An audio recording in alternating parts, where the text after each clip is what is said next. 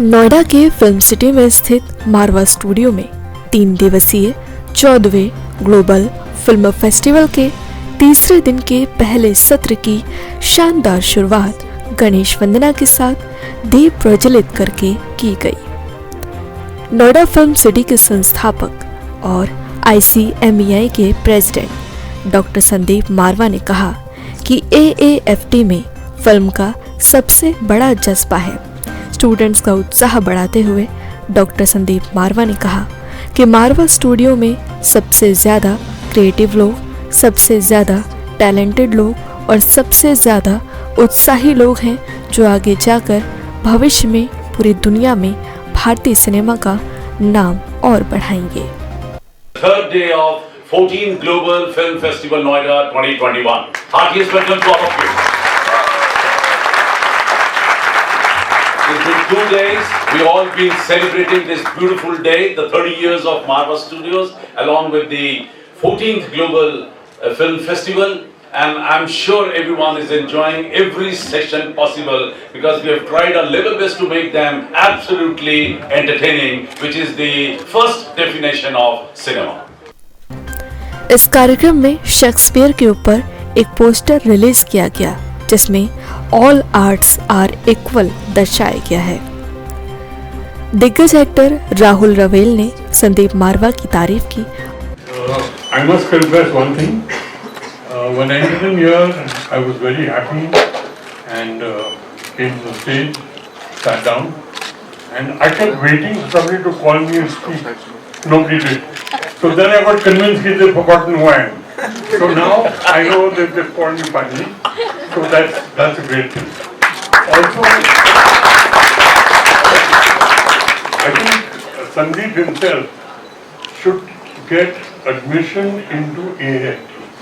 Because the way Sandeep has recited everything and the kind of memory he has and the kind of expression he has as a director, that is something I think I missed all my life with the actor that that's something I want to say. That would make my dream.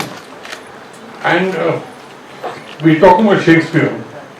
I have no regret और यह कोई शर्म नहीं इसमें बोलना कि मेरी भी एक फिल्म थी जो शेक्सपियर के ही प्ले से बनी। तो that was Betaab was telling of the शू।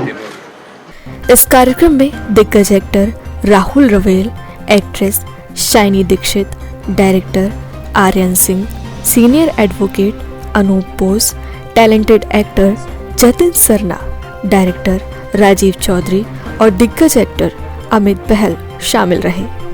आज मैं स्टूडियो में यहाँ पे बैठा हूँ और मेरी जो जर्नी है वो इससे बिल्कुल अगले स्टूडियो में शुरू हुई थी, ईगल स्टूडियो में। सो वहाँ से मेरा करियर शुरू हुआ था और आज वो काम करके 10-11 सालों में मैं यहाँ तक पहुँच गया हूँ। So I think just want to say that it's very important to believe in yourself. So believe in yourself and you can do whatever you want to. So that's only I want to say. Trust the process and keep going. और कुछ भी 2 दिन में नहीं होगा ये ध्यान रखना। 2 महीने में 4 महीने में कुछ भी नहीं होगा। प्रोसेस है, उसको चलने देना, उसको अनुभव को, उस एक्सपीरियंस को लेते चलो। Life is nothing but the journey of experiences and उसके बाद देखते हैं क्या क्या करिश्मे होते हैं। Hi everybody, my name is Shaini and I've been acting since last 7 years and I am very very very very passionate about acting as a profession and when I see that कि हमारे India में we are so rich as a culture, we are so rich when it comes to acting and when I look at everybody, the legends and the people I've seen are growing and I work with, I feel I'm out of words say, so that's the amount of love I have for this Indian cinema. आप लोग एकदम right जगह पे, एकदम जिसको कहते हैं ना हम लोग लाइट हाउस, जो मैंने कल भी कहा था, he is the light house. इतनी एक्चुअली एनर्जी जो होती है वही सबसे इंपॉर्टेंट चीज होती है, बिकॉज सारी जो चीजें उत्पन्न होती है वो एनर्जी से ही होती है। और बाप रे बाप एनर्जी, और एनर्जी के साथ साथ जिस तरह का ये आप लोगों को मार्गदर्शन कर रहे हैं, जिस तरह का दिशा निर्देशन दे रहे हैं आप लोगों को, you people are very lucky.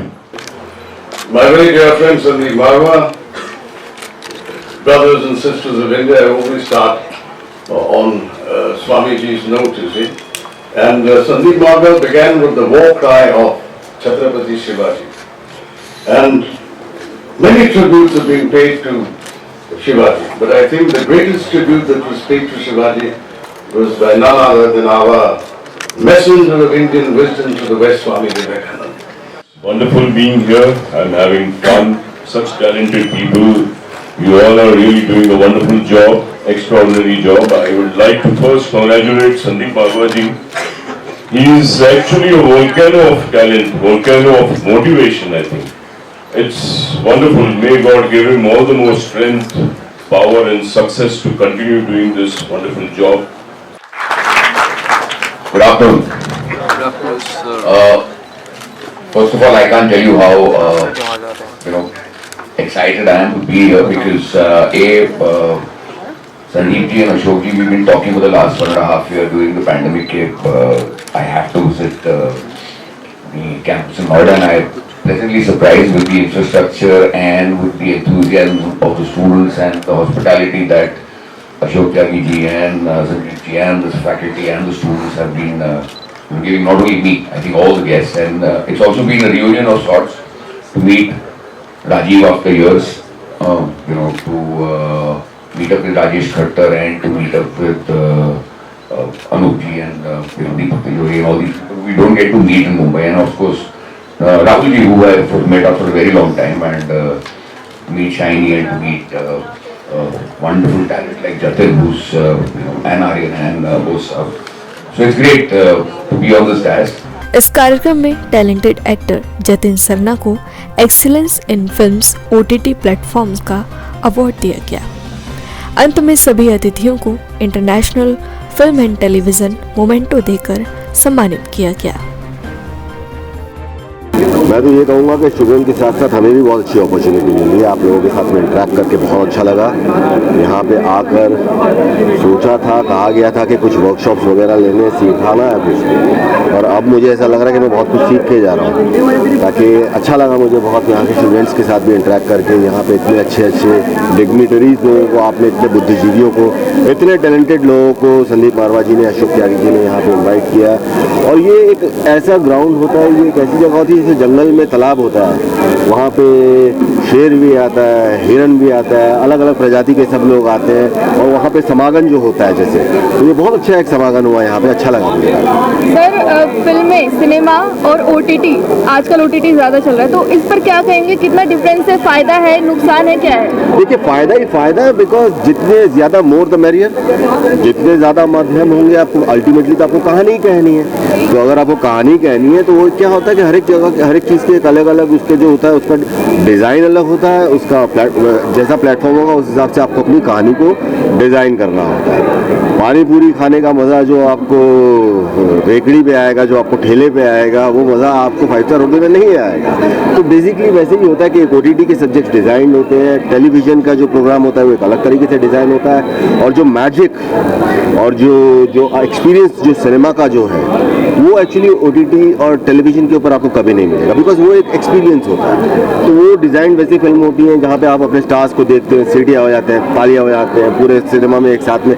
वो आपको OTT के ऊपर वो आनंद तो नहीं मिलेगा. खैर, लेकिन अल्टीमेटली फिर से मैं वही कहूँगा, आपको कहनी है कहानी, तो कहानी तो आप ऐड में कह दीजिए, कहानी आप टेलीविज़न पे कह दीजिए, कहानी आप OTT पे कह दीजिए. अनुभव है, मैं पहली बार आया हूँ यहाँ पे. मैं इस स्टूडियो को आज से करीब 10-12 साल पहले जब मैं बराबर वाले स्टूडियो में शूट करता था, तो काफ़ी बार यहाँ से गुजरना होता था. लेकिन मुझे नहीं पता था कि एक दिन मैं मेहनत करते करते वहाँ तक पहुँचूँगा और यहाँ पर आकर इस तरह से आपके समक्ष उपस्थित हो जाऊँगा. So I am feeling really great.